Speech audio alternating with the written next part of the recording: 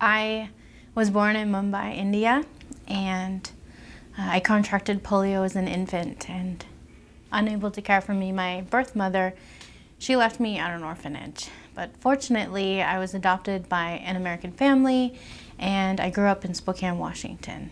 And now I had my own child, and I was able to get my daughter vaccinated for polio, and now I'll be able to help change lives literally by helping to vaccinate other children in my country of birth.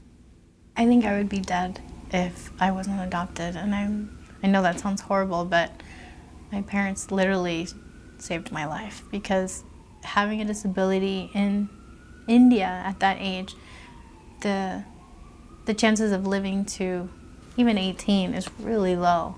And then even if you did live, I wouldn't have the capability to be able to walk with like braces and crutches.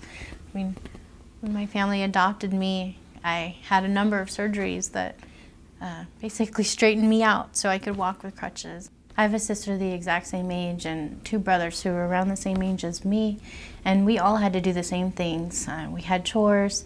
I had to drag that vacuum around the house just to, like everyone else had to do in my family. And I think the best lesson that they gave me was to never limit my dreams or goals. I grew up in a very athletic family, and I always participated from the sidelines. I would cheer on my three siblings, or I would hand out water at local road races, and I always thought, oh wow, how badly I wanted to be able to compete alongside of them, but I wasn't sure how I was going to do it. I discovered triathlon in 2008, and one of the reasons why I love triathlon so much is that I'm competing side by side with able-bodied athletes facing the same challenges of distance and time.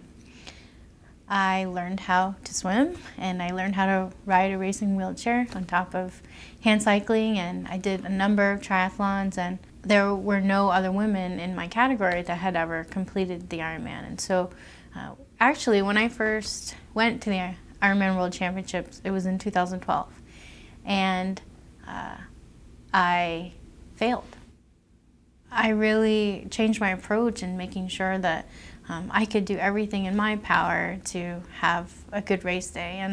And those days when times are tough and you don't want to go outside, it's raining, and there were days I had to do like 6-hour training right indoors. It was so hard and boring, but those are the days that make you on race day. So race day, I always think to myself, that's the reward for all the hard work that I've put in for the past year. I think we draw inspiration from all kinds of people, and people do all kinds of things that motivate us to not only change the way we're thinking about ourselves, but then to give us the encouragement to move forward towards goals that we may not have thought that we could do, or that it could have been possible for us. So I'm happy to be considered an inspiration, and I hope that I can be inspiring to other people who are in that position of trying to make a decision on anything, whatever it may be, and to push them to think, oh, you know, maybe if she could do it, then I can do it too.